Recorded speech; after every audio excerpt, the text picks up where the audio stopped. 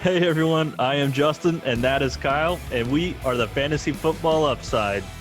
All right, today, Kyle, we're going through our breakout players for the 2020 fantasy football season.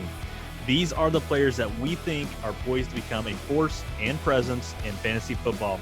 Now, let's not confuse this, Kyle, with sleepers. That is an episode that will be coming up, but this isn't quite a sleeper episode. These are the guys that we're talking about, are the ones that are on the verge of living up to those expectations that were set when the respective teams drafted them. We're looking at first-round picks, second-round picks, third-round picks, and real life. So you've been waiting for them to finally live up to those expectations, or you're just waiting for them to take that next big step. So today we're going to tell you which of these guys will truly break out during the 2020 fantasy football season. Once again, Kyle, we like to hit this. Remember, win your draft, win your league. So let's just make sure we win our draft and we win our league. So to do that, I need you to do a quick thing for me.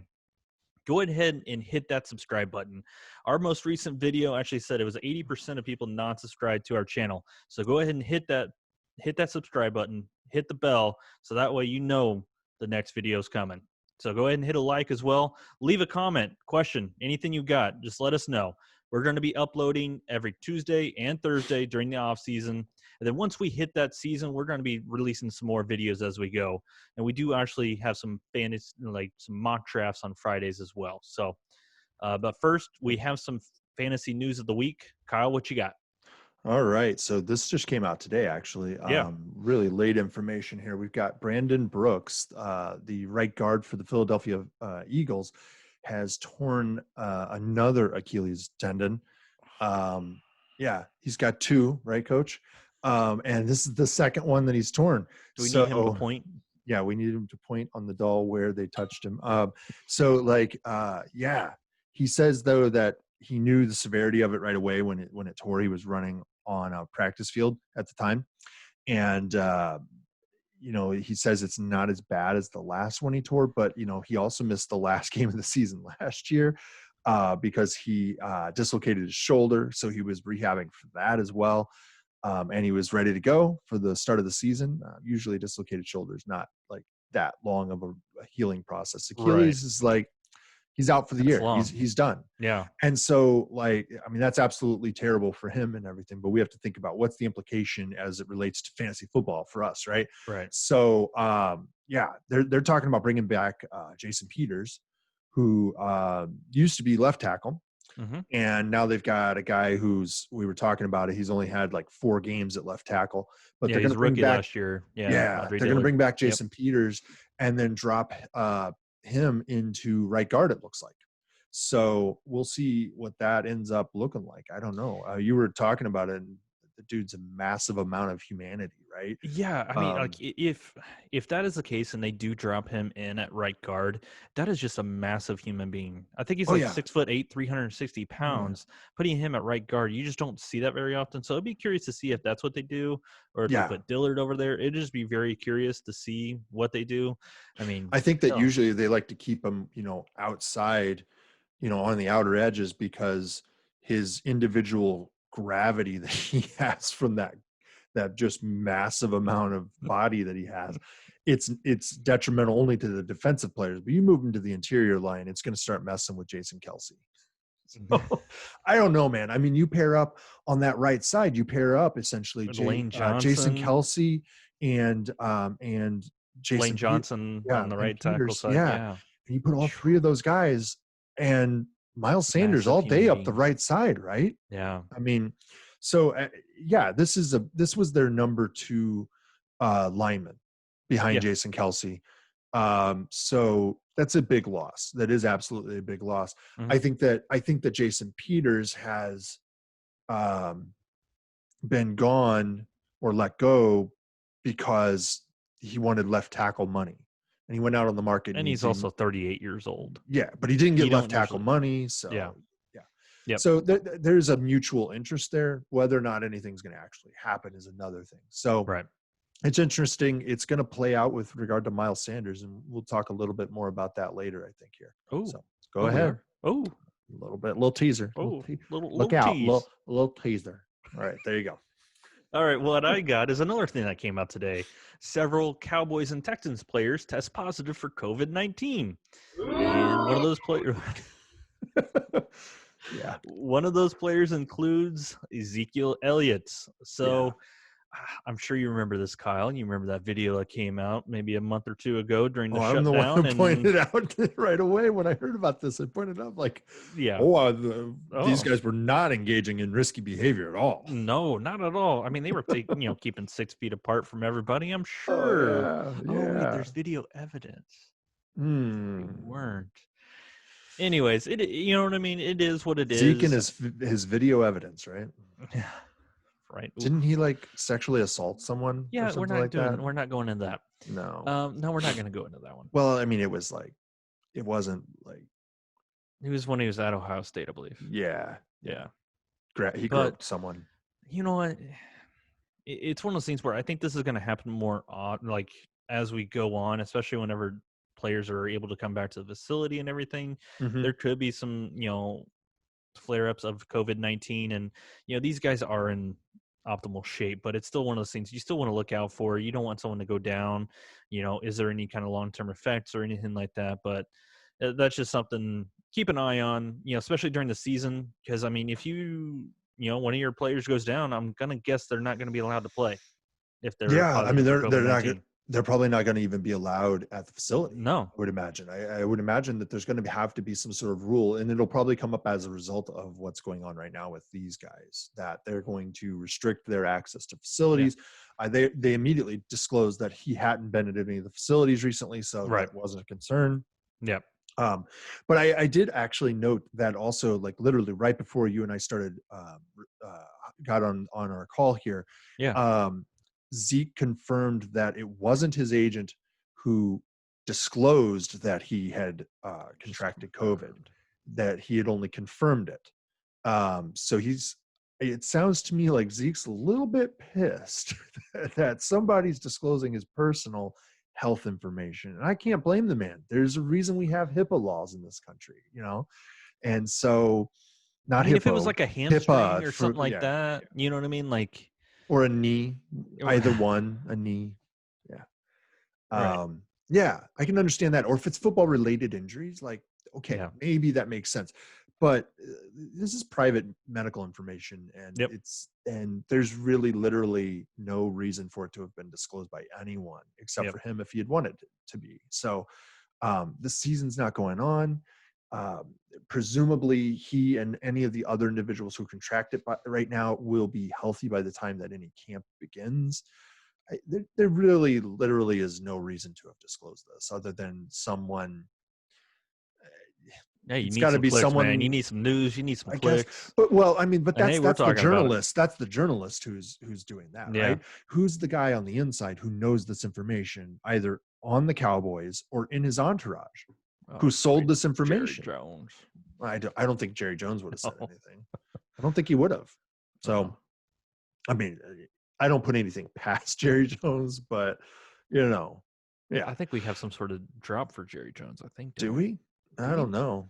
We have. Well, I mean, it's not Jerry Jones. It's George Bush. It is Texas. I want you to be on my team, which is kind of Jerry. It Jones. just sounds like Jerry Jones. It does. It does sound like Jerry Jones, but that's actually George Bush too. Yeah. So, all right.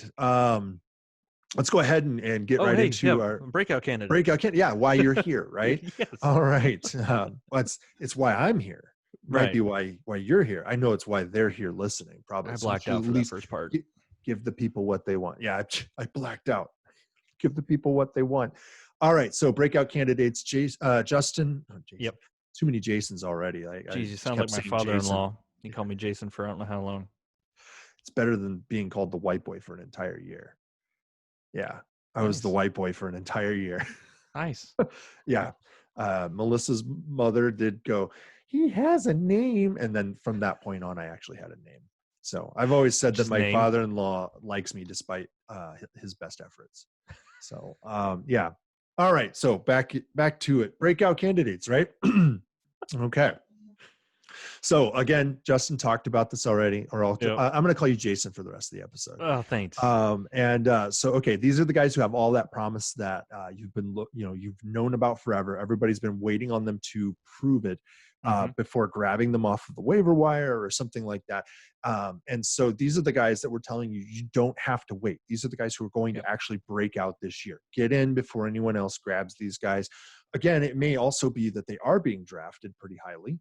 Or they are kind of proving it already. But what we're saying is that they're still going to excel beyond that the price that you're going to pay in the draft is probably not going to be what the ultimate price should have been for these guys. So you're going to get a value no matter what you're doing here on these guys. But these are guys that you should really target because these are the guys who are going to be the lowest cost for the highest value. So these guys present a deep amount of upside. They really do. Yep. So get ahead of the rush to the waiver wire, get ahead of the rush or the run during the draft on these guys, and upset everybody in your league by making leaving them wonder how you wonder how you pulled it off before anybody else knew about it. And as with any of the players that we discussed during the league winners episode last week, and I'll put a link up to that if you haven't seen that. ADP is not necessarily what we're focused on through this. Okay. Right. That is absolutely an aspect of this that you need to understand and to measure when you're determining whether or not this is a guy you want to focus on. But that is not the end all be all as to how we've defined what a breakout candidate or breakout player is. Certainly a consideration, but that's about it. All right. So we've some of these players you may like them more than some of the other ones, and that's why we call them breakout players. You may get a look if you draft them a little earlier than say some other other wide receivers that are on your ADP list or anything like that. This is another one. Don't be afraid to draft these players early because of what we think is going to happen. Yeah. And eventually what you'll see is that as we get closer to the season or as we're in the season, we're probably going to start talking about risers and fallers. And these are the guys who you're going to have on your team who are rising. Yep. And you want to get them instead of the guys who are falling. And presumably they're going to leapfrog one another. And that's what you're looking to grab here. So we've got 3 guys each. No duplication in this one. So, that would be kind of weird if Justin talks about one guy and then 5 guys later, I'm talking about a different guy. But it'd be kind of funny. See if any of you are actually paying attention for the whole episode, other than Jared. Right. Name drop, right? Shout out JR. Yeah. J-Rod. All right. So we're going to jump right into it here, Justin. Jason, right? Yep. What do you have for me as your first breakout player? Real quick before I announce our first one, I want to say, hey, we're on podcasts. We're out there. I forgot to mention that earlier. Apple Podcasts, Spotify, Stitcher, I believe as well. So we're out there. Make sure you look us up. Just look up Fantasy Football Upside and we're going to be on there. So hit subscribe, leave that 5-star review. If you have any questions, just let us know. I want to make sure you guys know that we, what I've been doing is, all the links will be down below as well. All the links are below. Description. I've been releasing the backlog of our episodes, and so by the end of this week, we're going to be all caught up. So you're going to be getting them as the same as the videos that you're going to be watching us on YouTube right now. So you're going to get the up to date episodes here shortly. So that's the good stuff. The good stuff. Yeah. All right. Without further ado, this is what the people have been waiting on. My number one, and I don't have this in order, but number one in your heart. Number one in my heart. It's not George Kittle. It's not George Kittle? What? Oh, my gosh. You don't think he's going to break out more? All right. Sorry. All right. Number one, Calvin Ridley of the Atlanta Falcons. So we kind of talked about, look at ADP. You want to look at it, but, be where you want to be. Draft who you want to draft. So Fantasy Football Calculator does have them as wide receiver 18 going 7th pick in the 4th round. So this is why I think he's going to break out even more than what he did last year. I mean, he returns as the clear number 2 wide receiver in the most pass-heavy offense in the league. I mean, they threw it, what did I say before we started, 684 times last year, dang near 700 times. So this year, this is going to be his 3rd year. Wide receivers, I feel like they always just keep progressing those first couple of years, especially right up until their first contract, new contract they get. So Well, third-year wide receiver is a thing in fantasy it is football. definitely So a thing. if you don't know that, now you do. Yes, third-year wide Not you. receivers. I was talking. Yeah. To the audience. Yeah. But weeks 1 through 14 last year, Kyle, like week 14, I think is when he got hurt. Abdomen should be good by the start of the season. Don't have to worry about that. But weeks 1 through 14, he was wide receiver number 10. Now you may, ask yourself, Kyle, they already have Julio. This guy named Julio Jones, freaking nature. Never heard of him. Never heard of him. What? Never heard of him. All I do is I look just a little more south, and I look at what Tampa Bay has done. Godwin and Evans, they're wide receiver ones. Yeah. And Atlanta throws it even more. Yeah. You know what I mean? And then also, let's talk about what, Falcons lost. They lost Austin Hooper to free agency. They traded Sanu during the season last year. They replaced him with Hayden Hurst as a tight end and Todd Gurley, who is a pass-catching running back.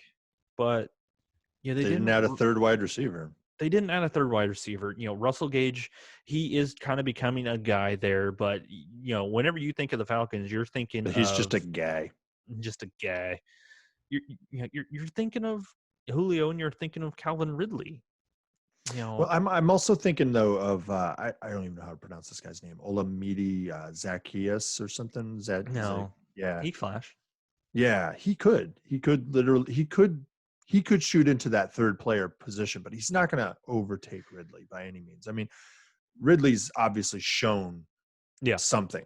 Like he's on the level with Gallup as far as like he's in the midst of his breakout. It's very obvious. Absolutely. I mean, the guy, when he's on the field, he catches touchdowns. It's insane. Yeah. So he had 7 last year in 14 games, and he had 10 his rookie year. So, and we all kind of have seen the issues that Julio has in the end zone, which, okay, it's not Julio has issues. For some reason, they don't throw Julio the ball in the end zone. I still don't understand. Last year was particularly bad. Like, as far as like, there was a drought to start the season, wasn't there? And it seems like that's like a yearly offense. It's always so. You know what? Take advantage of the Falcons not knowing how to throw to Julio in the end zone. So there's a quote I want to read, and it's from our good friend Dirk Cutter, offensive coordinator. We like to mention him on this podcast. Yeah. And this is what he was talking about, Calvin Ridley. I think he's always been able to beat his man just by pure speed and athleticism.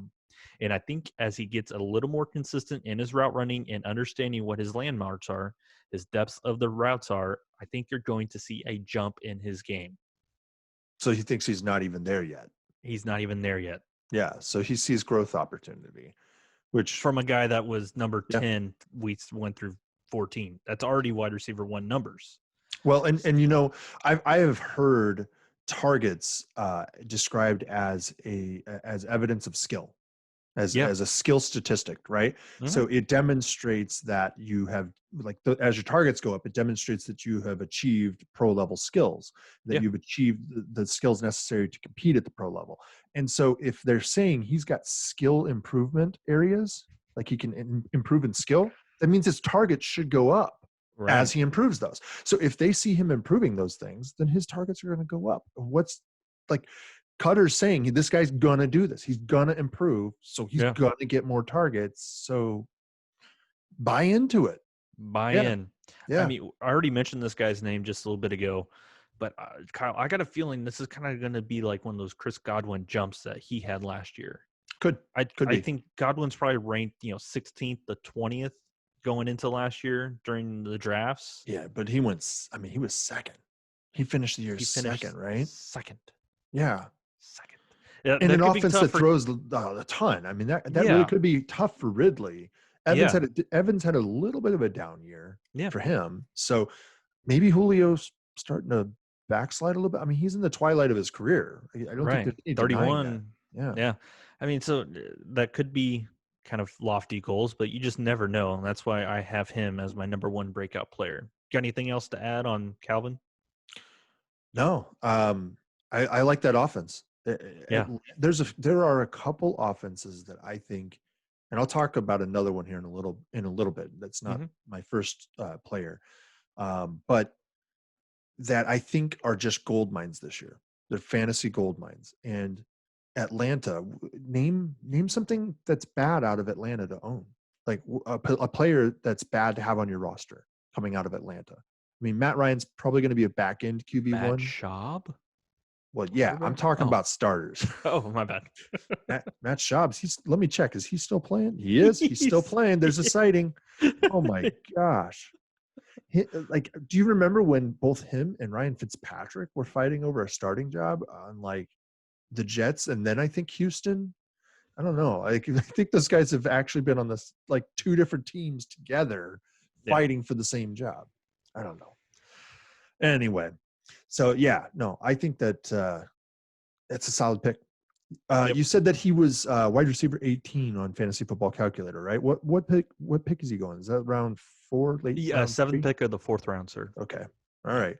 I think that's a phenomenal price. If I can take him in the 4th round, oh man, yeah, all day I'm taking that. Yeah. All right. What you got? Let me jump in here. I've got Miles Sanders. And there's a lot of people who are Miles Sanders truthers out there. There's some people who are absolutely. I'm not a truther about him. I've had him in some spots. I'm not like I had him on a team that's a keeper team, right?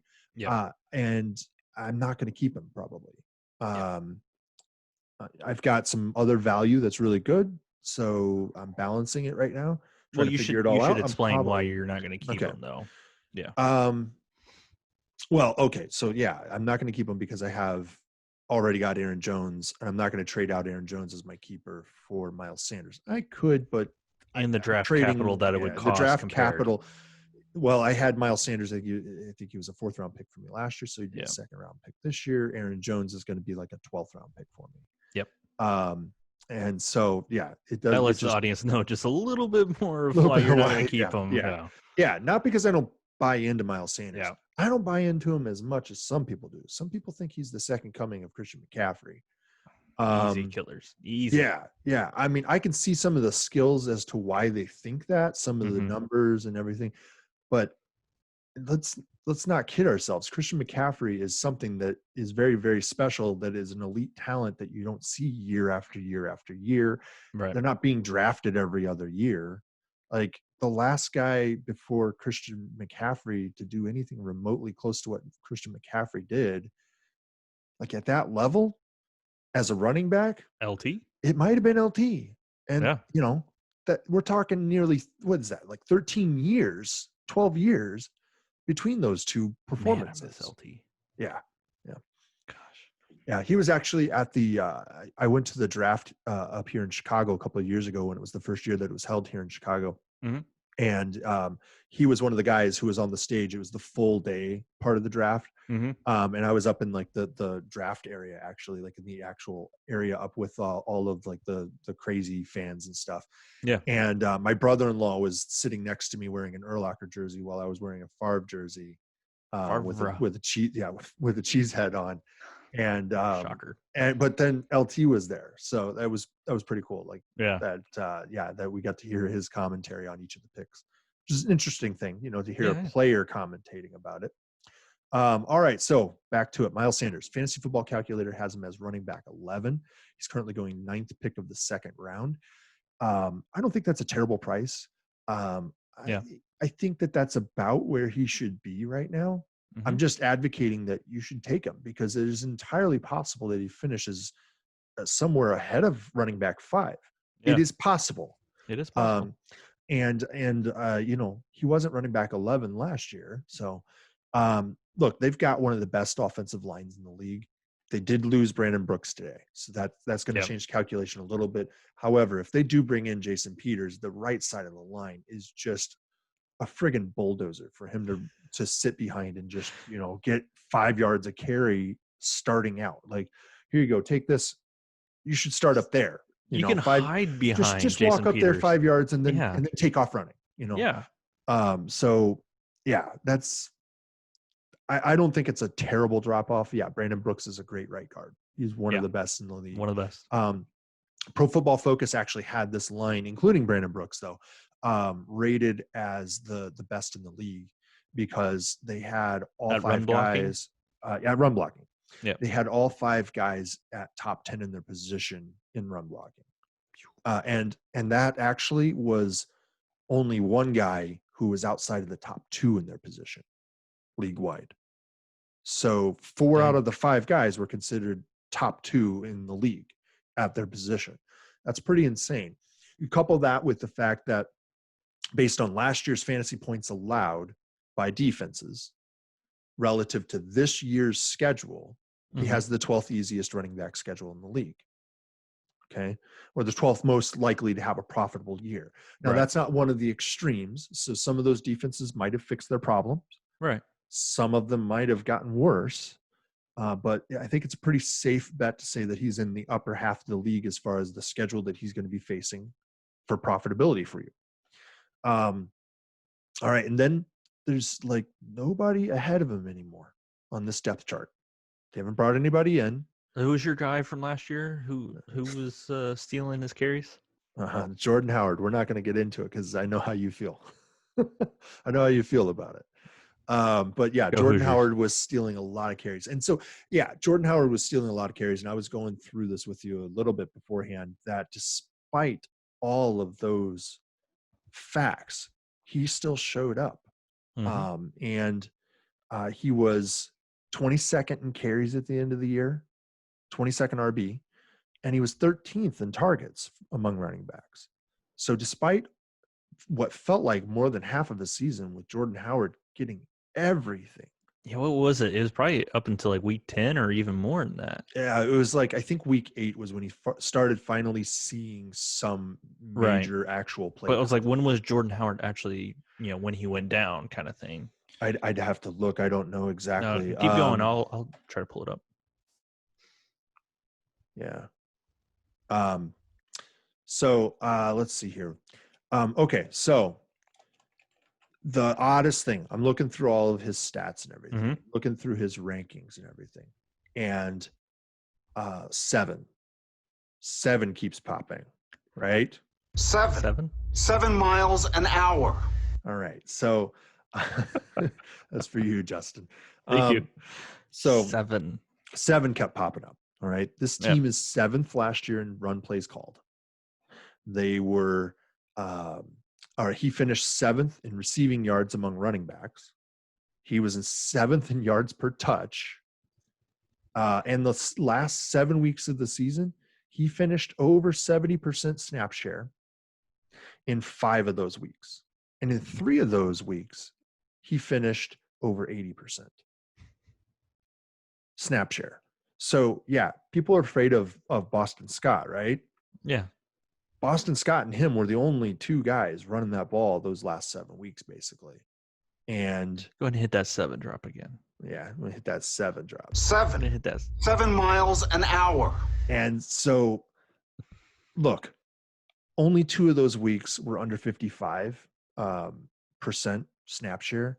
And one of them, it was the last week of the season. So they weren't using him. They were already in the wild card at that point. They were already going into the wild card, so they weren't going to use him for that.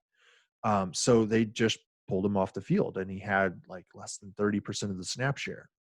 So you can discount one of those weeks entirely, and so it starts looking crazy. He broke 100 yards 3 times last year. He got all the lead back opportunity and red zone carries. This is all in the last 7 weeks. Yeah. He averaged 4 targets per game in weeks 11 through 16, and he had 4 TDs in weeks 11 through 16. All right. So he put up some really serious numbers, and he's flying kind of behind, under the radar a little bit. So I think that he's poised for a real breakout. He's finally going to be featured as running back 1. He's going to get spelled by Boston Scott, I think, more than anything. I don't think he's going to lose the lion's share of snaps or carries or anything like that. He's a 3-down back. He catches like you said, ball. like Boston Scott's just going to kind of come in there whenever he just needs a breather.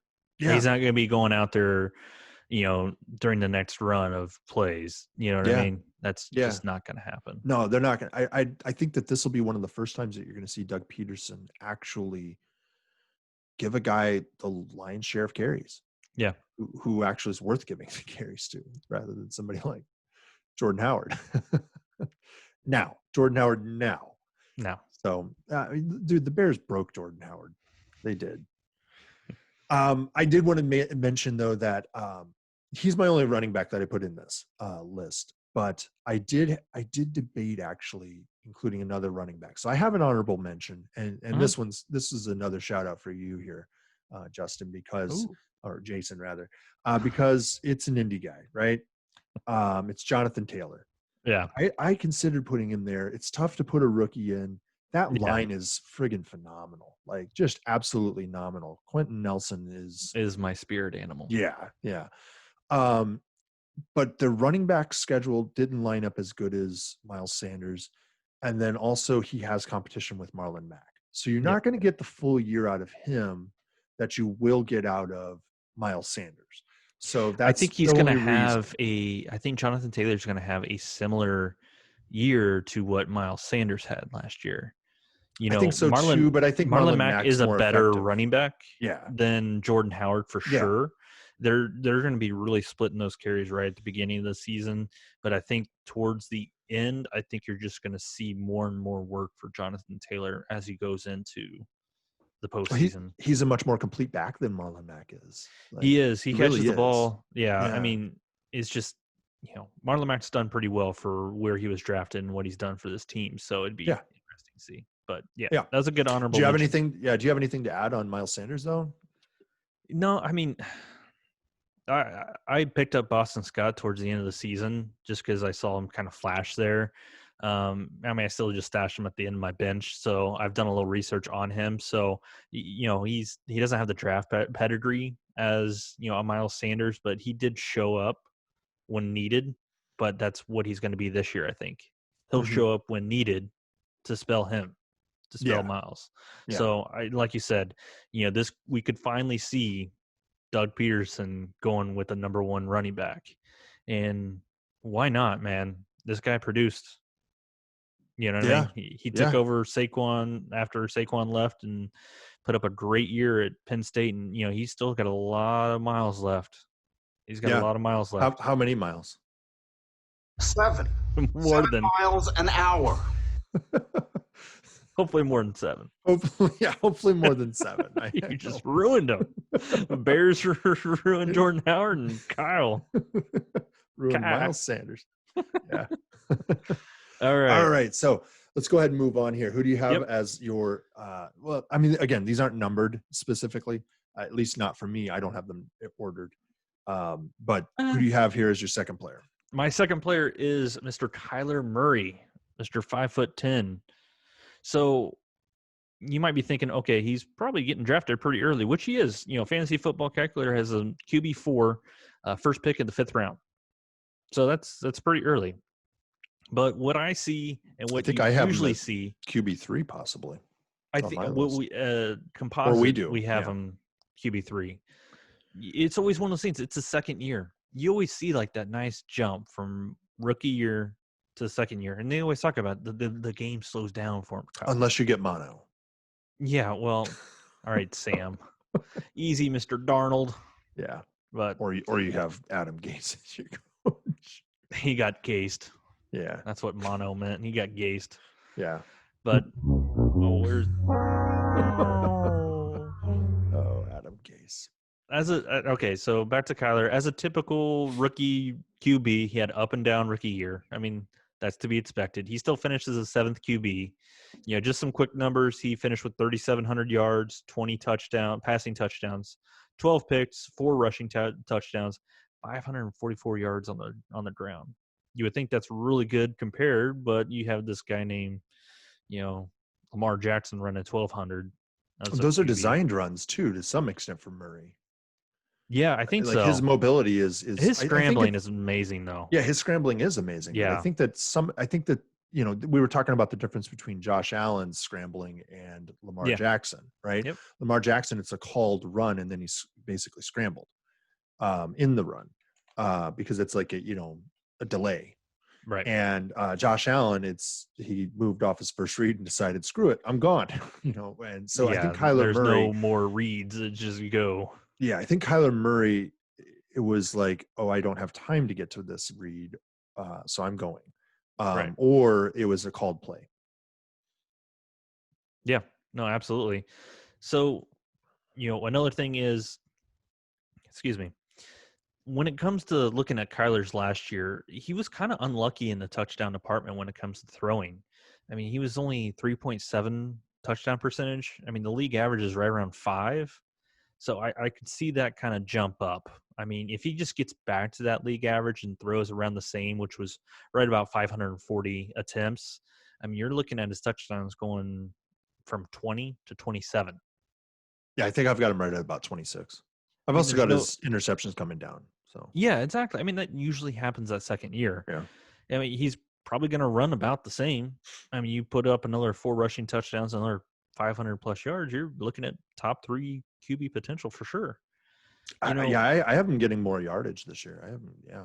Oh yeah, absolutely. Almost getting to 4,000, right in that neighborhood, and the rush yardage, I actually have him getting a little bit more. So yeah, I think this offense is going to run more plays than it did last year.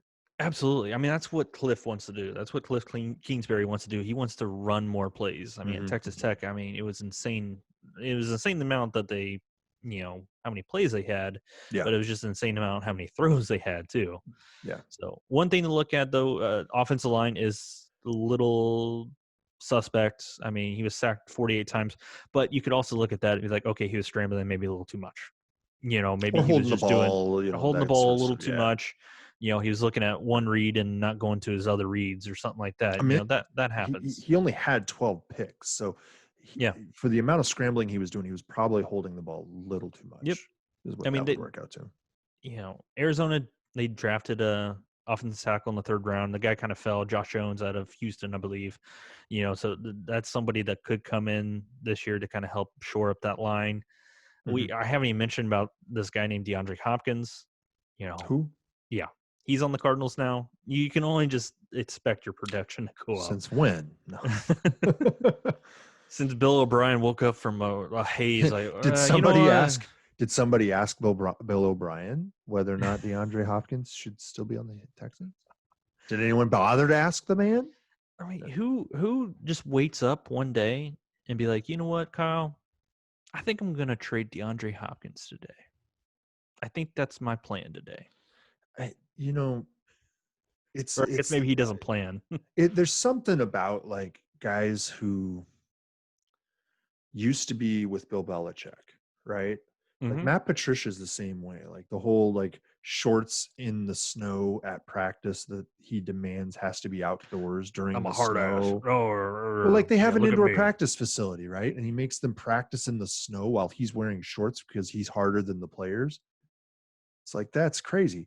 So I think that there's something about these guys where they come from Bill Belichick's coaching tree and they all want to assert some level of domination over the players. Yeah. Like, this isn't college. So why are you acting that way? Like these are men who are being paid to play football. Right. And they're making more than you are, coach. So for whatever reason, he had a problem with DeAndre Hopkins. He had a problem with him. And I think it's because DeAndre Hopkins wanted to be paid like he's one of the best, if not the best, wide receiver in the league. That was a pretty cheap contract compared to a guy who's going to be going. Guys. Well, he was coming up on like one more year on his contract or something, and he was already starting to make a stink about it apparently down there a little bit, is the rumor now. But that only came out after the fact, which just says to me more that Bill O'Brien's kind of being a jerk about it, and that's what it boiled down to. Shocker. Yeah, right. So traded the man for a bag of chips and the corpse of David Johnson. Yeah, pretty much. I mean, that's so all those things. Typical QB second year jump. Hey, let's add DeAndre Hopkins to this offense to go with Christian Kirk. And I would say that line's getting better, by the way. I would say that they've done stuff to improve. They've not done anything that's downgraded that line. Absolutely. And like I said, like if he just gets if Kyler gets a little bit more Second okay, year in the system, man. He's going to know the whole thing. one by read, now. two read, three, Yep. three read, go. You know, Yeah. that's going to change a lot. So that's why I see a nice jump for him, and he's my breakout player for QB. There you go. You got anything else to add on Kyler? Not really. I think I kind of added in a little bit there, and I think he's going to be solid.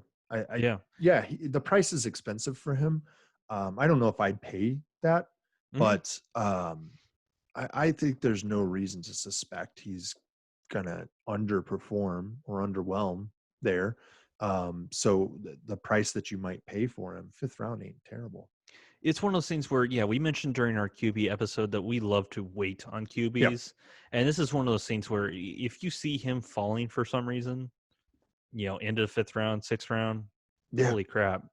Look, as we get closer to the season, there's going to be some guys who start shooting up the draft board. And the guys who are going to start falling down are the ones who have question marks still, right? And Hilah Murray has question marks because he's not proven to be anything more than what his rookie season showed, which was pretty darn good for a rookie season. So a lot of people were bashing it for some reason. Like when I was doing some research, it's like, it wasn't quite what you thought it would be. Like, dude, what were they a expecting? Rookie. Yeah, he was a rookie. Rookie at one of the most baseball and football. You know what I mean? It's one of the most difficult positions in all of sports is quarterback at the pro level. So it's not surprising that some people, they have no clue what it takes. Yeah. They really have no perspective on it. And so I give him nothing but credit for doing what he did last year. And I think he's on the way up. So all right. So we're going to go on here to my second guy, the first real value pick here that we're talking about. And that is Deante Johnson. I started looking into Deante Johnson. I remember his name last year a little bit, seeing him get some notoriety a tad bit there, and went back looking at this offense. And I mentioned earlier that we're going to talk about a couple offenses today that are just fantasy gold mines. And with Ben Roethlisberger throwing the ball, the Steelers are a fantasy gold mine. I personally would avoid the running back situation. That's me. And actually, James Conner kind of flirted with my don't draft list a little bit, but that's because the man can't finish the whole season. Right. He's talented. He's absolutely talented, but I'm not going to get into that. Let's talk about Deante Johnson, the good that we've got out of Deante Johnson. He's Fantasy Football Calculators wide receiver 49 currently. He's going 9th pick, 10th round, right? He last year was wide receiver 2 on that team. He outperformed Juju Smith-Schuster.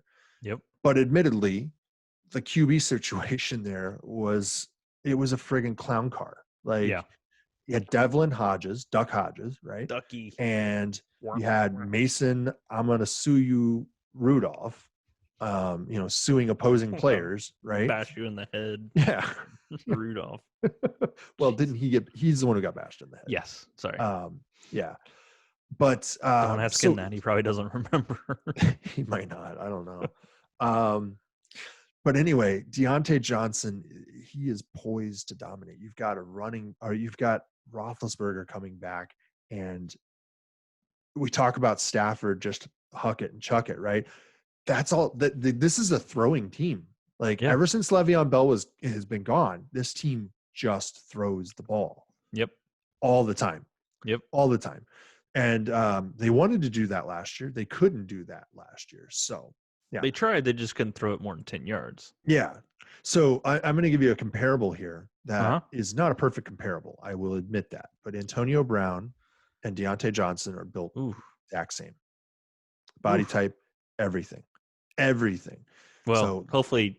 Hopefully from about. Well, I mean, what's his name's not going to give him 30 concussions in one hit. What was his name? Vontaze Vontaze Burfict. Yeah, that's 30 concussions. Yeah. Oh my God, Antonio Brown aged him 20 years. Oh, when he got up from that, he was a different person, dude. He was straight up a different person. Yep. So, or at least publicly, he was a different person. Yeah. In private, the word is that he was always like that. Yeah. I don't know if anyone's been like that ever. Anyway, he's a great yards after the catch player. You're going to get a major steal on this guy late in the draft. They picked up Chase Claypool, but he's not really a threat for Deante Johnson. He's more of a threat Right. probably for James Washington. Rookie wide receivers don't always make an impact. Yeah. Yep. I mean, Chase Claypool is going to be special, I think. I think he's really going to be special. I don't think he's going to be special this year. Right. And I think that the Steelers kind of know that. That's why they've got Juju still on the team, but they've basically said, we are not going to re-sign you. Yeah. Like, that's what they've said. And That's I think the it's Steelers because, factory right there for wide receivers. And I think it boils down to the reason they're willing to do that is because they've had a decent breakout to some extent for James Washington. Mm-hmm. They see Deante Johnson is poised to have that. Yep. And they managed to get Chase Claypool. And so I think that they feel comfortable with that. I would question whether or not having that little level of like veteran in your wide receiver room, whether or not that's a problem. Like you do need guys who can teach route skills and other things in that room that aren't just the coaches, right? But they've always done that though. That's the thing. Have they gone? Yeah, but have they always gone like super young like that? Yeah, it always seems like they have because they don't sign, their wide receivers to a second contract. Well, they did have Darius Hayward-Bay, but you can't really label him as a wide receiver. And they had Hines Ward. How many contracts did they give that guy, right? Okay, we're talking about a guy from a decade ago. Is it that long? It's probably been that long. No, because he was on the Steelers team when they went to the Super Bowl against the Packers. Well, which is roughly a decade ago, but that was like 2011. It's and then still he been a while. He didn't retire for a while after that. All right, so look, Deante Johnson is probably more of a Juju Smith-Schuster replacement than Chase Claypool is. Mm-hmm. Chase Claypool's not aimed at Juju's job. So like Juju's going to be fine for the year. Yep. He's going to be fine. He'll be there. Don't worry about that. I'm not devaluing Juju Smith-Schuster by saying Deante Johnson's poised for a breakout. Yeah.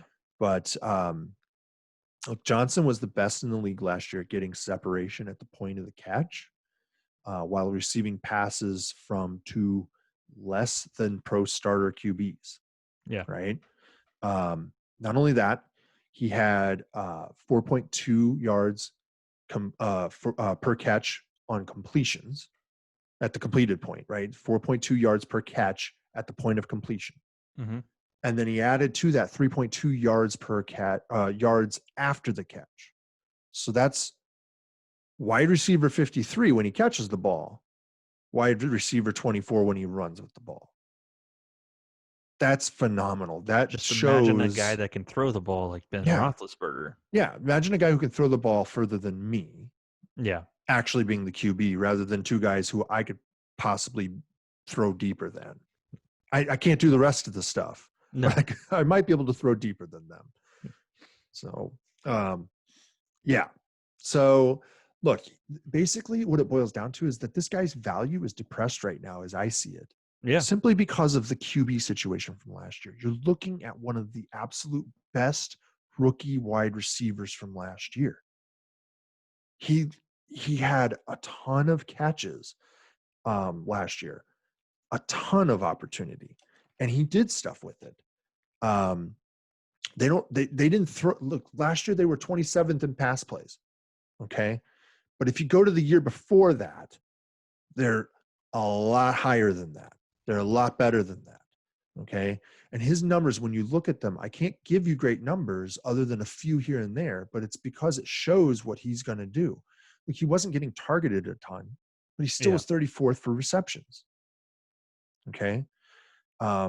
His yards per target were low because they figured out when they finally started using him toward the end of the year that the only way to keep these QBs from just focusing in on the tight end constantly was to say your first read is him and he's going to catch the ball within 5 yards. And then he's just going to make that first guy move, or that first guy miss, and then he's going to take off. Yep. And some of these plays, if you watch, just go look on YouTube, find some stuff, and you'll see that he makes the first guy miss and he takes off. Like, they just basically said, go out 5 yards, catch the ball, get another 5. That's all we need, repeatedly. Your job. So they were making him get hit all the time. But he gets separation. He makes guys miss. Look, he was 38th in fantasy points per route last year with Duck Hodges and Mason Rudolph. If you don't believe that Ben Roethlisberger is going to be a better chance for Deante Johnson, then you're very mistaken.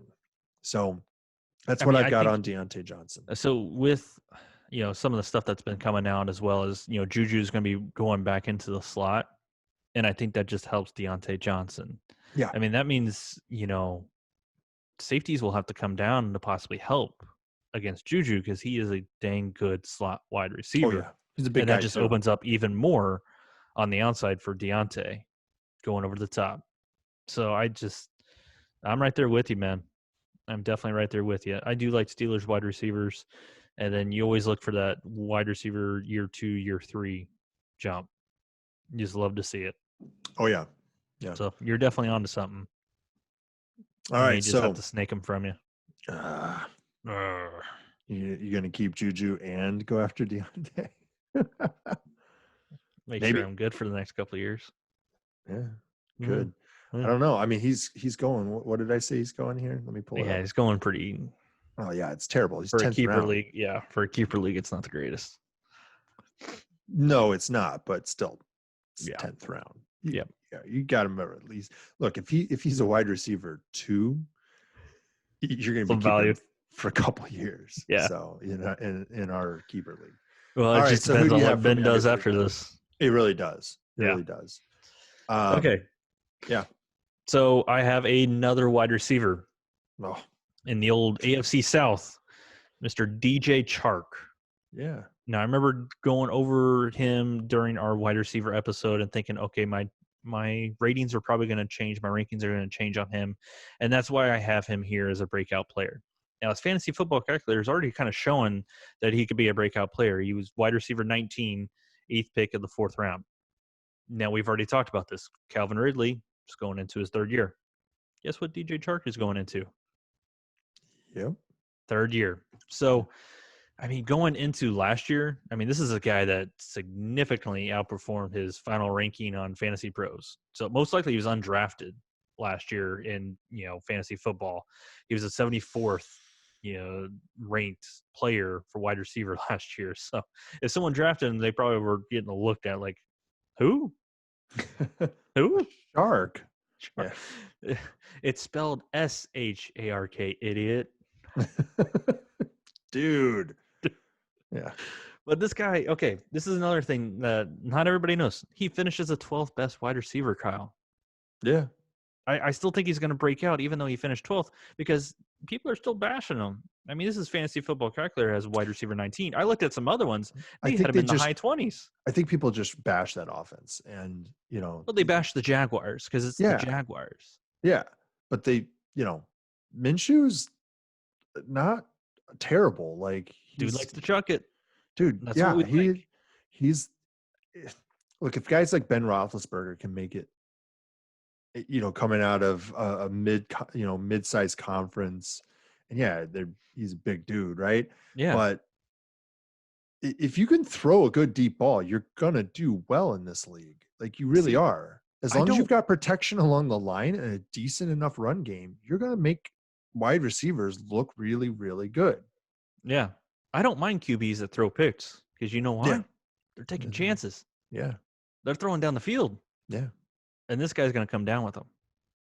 I mind it if I'm starting them, but yeah. But if you're starting Gardner Minshew, then your team has been tough. Or you're in a two QB league. Yeah, which could happen. But yeah. Okay, back to DJ. Yeah. He did have some consistency issues, but that's to be expected with who his QBs were. Gardner Minshew was there for most of the season. There was a Nick Foles sighting, but that was there and gone just as soon as he got there. So, he did have 9 games under 55 yards, and only one of those came with a touchdown. So he did kind of hurt you on some of those weeks, but I just think he's going to take that jump, and he is the number 1 wide receiver on that team, hands down. They do have some guys there, D.D. Westbrook, Chris Conley, Keelan Cole, Laviska Shenault. I say that it's a pretty good receiver room. I like that receiver room. I like Yeah. D.D. Westbrook too. I think Yeah. Chris Conley is solid. He's never really performed at the level that he could have performed, right? Right. But he's a solid enough guy. He's got veteran talent. But DJ Charkh is your far and away wide receiver 1 on that team, and he's got rapport with Minshew. Yeah. And so I think that's a great pickup, a great pick. And the offensive coordinator, the new offensive coordinator, Jay Gruden, I mean, he's already singing his praises, DJ's praises. I mean, he's talking about, I want to put him all over the field. I mean, that makes sense. Put him all over the field so he can get open. And I'm interested to see what Jay Gruden can do with this offense. He's not a bad offensive coordinator. No, he's not. He's not actually. Like he's been just saddled with be a Dan Snyder. Yeah, but he's been saddled with Dan Snyder and the stupid just picks that they've had for years and years and years. Like I feel for Ron Rivera, man. He's gonna regret going there unless he managed to seize some. He won't regret the paycheck. No, he won't. No, he won't regret that. But man, yeah, I think that Charkh is poised for something to do something here. Another thing is he's a red zone target as well. Mm-hmm. I mean, he'll catch it down the field, but also catch it in the red zone. He tied for 14th in red zone targets with 15. He turned 5 of those into touchdowns. So he had 8 total touchdowns last year as well. He could probably have a couple more. You never know. I mean, 8 is still pretty good. I think he's just going to put up a lot of numbers. He's going to get a ton of targets, 120 plus easy in my book. I mean, that offense is going to throw. There's no denying it's going to throw. I mean, they were even throwing to Leonard Fournette last year. Yeah. And I mean, that's what – I mean, Jay Gruden likes to throw as well, doesn't he? Yeah. Yeah. Yeah. And he's going to know how to use Leonard Fournette better than people have tried to use Leonard Fournette. Right. So I think that what that's going to do is ultimately open up the passing game, which is the strength of that offense. Even though Leonard Fournette is a top-tier talent, the strength of that offense is Gardner Minshew's arm and these speedy wide receivers who are on the outside who get open. So speaking of speedy, okay, DJ Charkh, 6'4", 198, and a 4.3 440. Man, 40-inch vertical, 10-foot 9-inch broad jump. Those are top 90th percentile combine numbers. Well, not only that, but he probably has a massive catch radius. Oh yeah, and you pair that with Gardner Minshew's deep ball throws that are fairly accurate, pretty darn accurate, definitely more accurate than Kirk Cousins. And I think you've got a recipe for success for the two of them. Really. Yep. I'm not going to put Gardner Minshew as a QB1, obviously, as a result, because he needs to be able to distribute and carry at least 3 guys that are fantasy relevant. I don't think he can do that right now. And like I said, I think he'll probably throw some picks this year. But go Tiger King. Go Tiger King Minshew. You got anything else to add on DJ? I don't. I think I've added some already, and so she did. Cool to move on. All right, cool. What you got for your third? Our last guy is Hayden Hearst. You've heard me talk about him already. We talked about him on our tight end episode, and right now he's going as tight end 18 on Fantasy Football Calculator. He's going 13th round, 9th pick.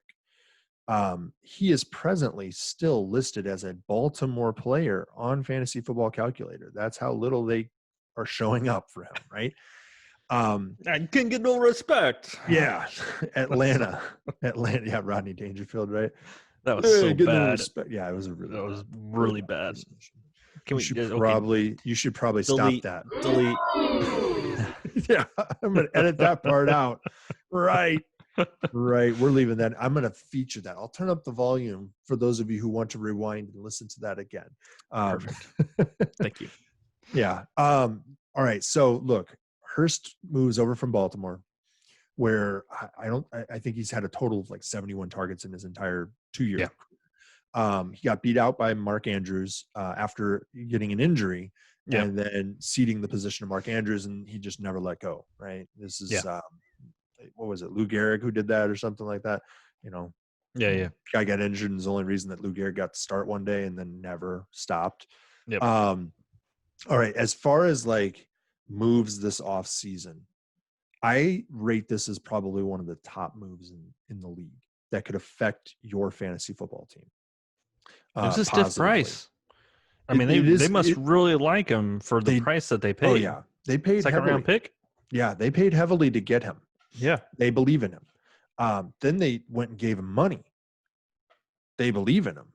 Like, this guy's going to be there for a while, and they want to give him the ball. We talked about this earlier with Calvin Ridley, right?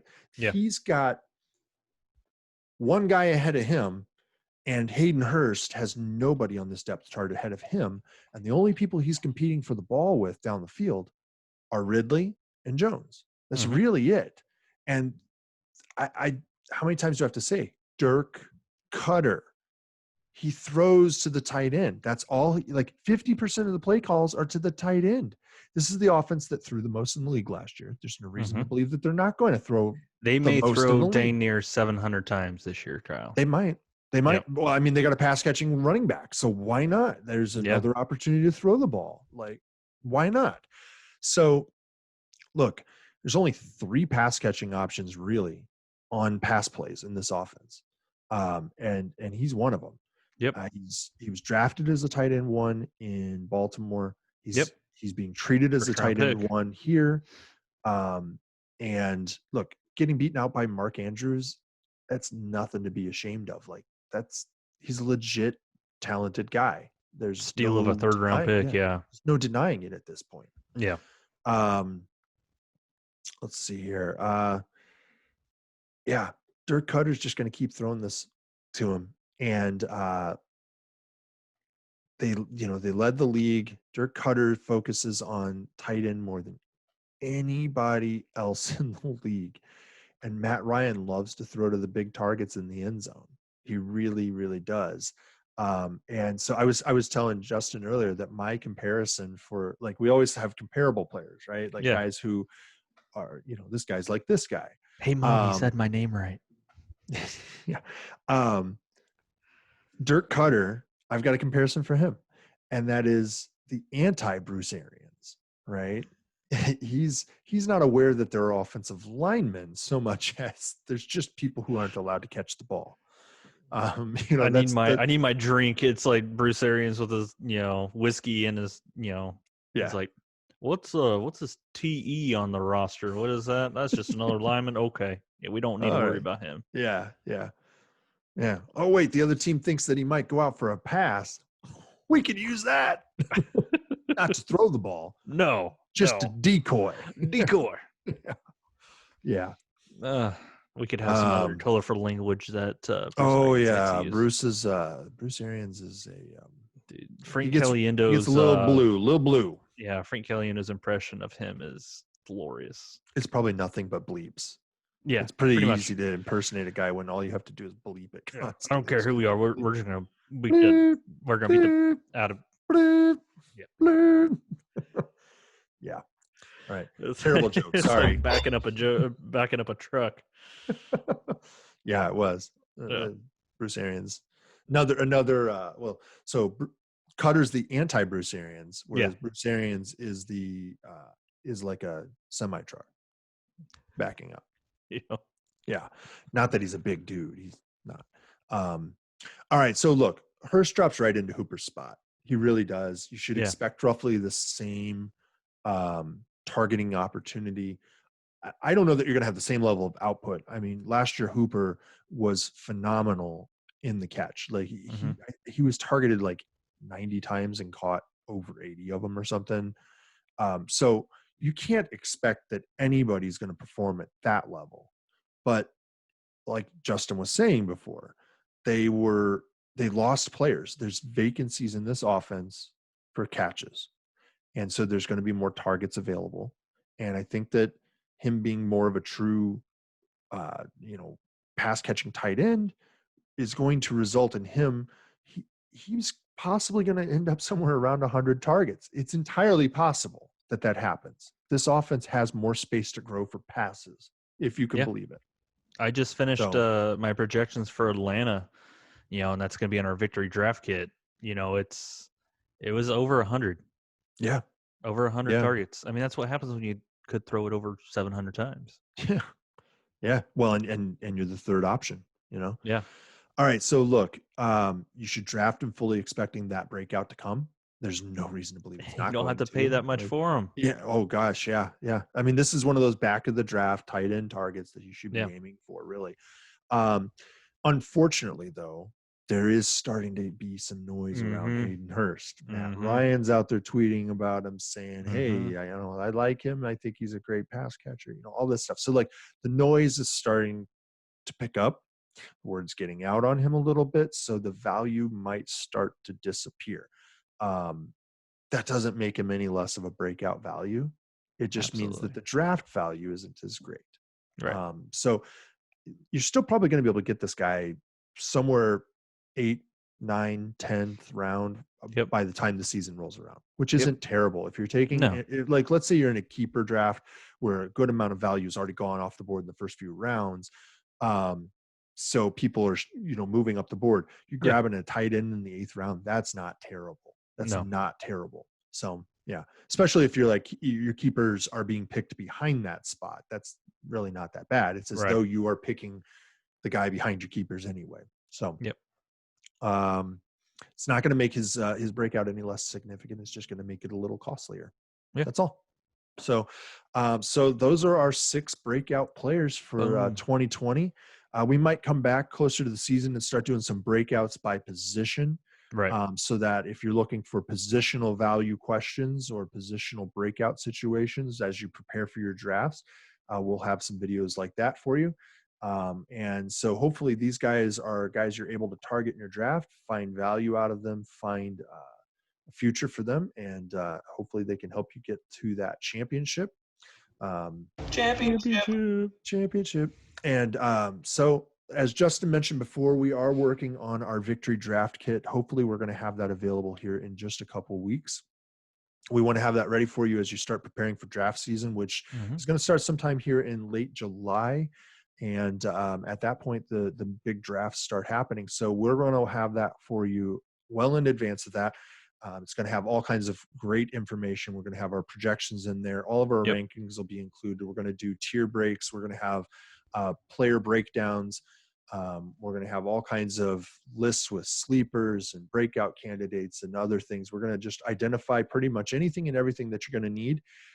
And in fact, probably we will have our don't draft list on it. That's what we're going to be discussing this Thursday. Teaser. Yeah, teaser.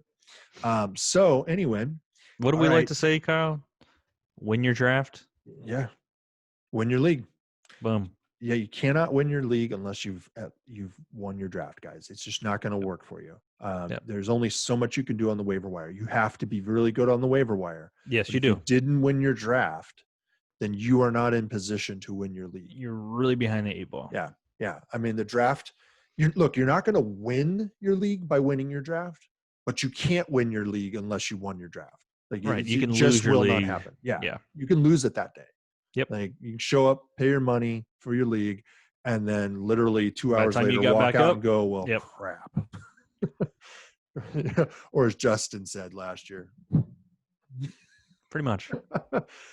Hey, you turned it around last year a little bit. I did. But that's the proof right there, right? If you make 1 or 2 mistakes at the wrong spot in the draft last year, you really hampered yourself, and you put yourself in a scenario where you had to make phenomenal moves throughout the season, and you did to get yourself into the position to just be able to win the consolation bracket, which in our league, this is one unique thing that we have in our league. We do just a regular snake draft each year that's randomized, except that if you win the consolation the consolation bracket, you get first pick in the draft the next year. So Justin has Tim Brady, already got mother truckers. Yeah. Justin already has Christian McCaffrey on his roster. He's just trying to figure out what the rest of those guys are going to be. I hope people got the Tim Brady. Tim Brady from the league. Yeah. Tim Brady, mother. Yeah. Immunity pills. All right. So let's go ahead and wrap this thing up. Yeah. Hashtag Timmy. Hashtag Timmy. Let's go ahead and wrap this thing up. That. All right. So you guys are watching us on YouTube. We're already here. We're at the Fantasy Football Upside. Our Twitter handle is at FFB_upside. Facebook, we're at FFB Upside. There's no underscore there. Or you can search for us at the Fantasy Football Upside. You can also reach us via email. We're at the fantasyfootballupside@gmail.com. Where we have our podcast out. All that information is down in the description below. We've got what do we have? We have Spotify, Stitcher, and Apple Podcasts available right now. We might try to find some more. If anybody has a particular one that we're not on that they prefer, let us know down in the comments. Hit us up with questions down there. And as we said at the start of this, go ahead. If this is the kind of content that you're looking for, and if you think that we're just enough, we know just enough that you might be interested in us, but at the same time we kind of sound like idiots that you'd be like, yeah, I might have a beer with that guy. Then go ahead, crack that beer open, have it with us every Tuesday and Thursday during the off season. Sit down and listen to us in the evening. To do that, go ahead and hit that subscribe button. Click that bell to make sure you're notified every time we upload the best podcast on the internet for fantasy football. And we will see you guys next time. Thank you for being a fan, and I hope you have a good day. Thanks, guys. Bye.